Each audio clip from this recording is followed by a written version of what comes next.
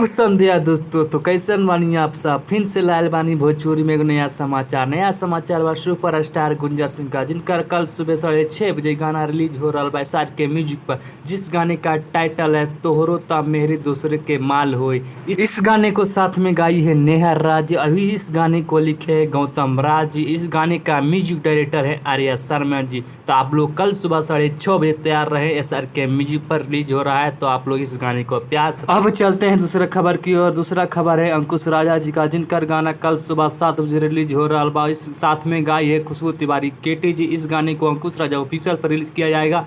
तो वही इस गाने को लिखे पवन बेजो जी। वही इस गाने का म्यूजिक डायरेक्टर है छोटू रावत जी। तो आप लोग कल सुबह 7 बजे रेडी रहे इस गाने को सुनने के लिए। तो आप लोग अंकुश राजा भी इस गाने को प्यारे से बात, बहुत सारा से बात। अब चलते हैं तीसरा और आखिरी खबर बा नील कमल सिंह का, जिनका गाना आवाज था सैया जी दिलवा मांगे ले गमछा बिछाए के। इस गाने को टी सीरीज भोजपुरी पर रिलीज किया जाएगा। वहीं इस गाने का गीतकार है आशुतोष तिवारी जी और इस गाने का म्यूजिक डायरेक्टर विकास यादव जी।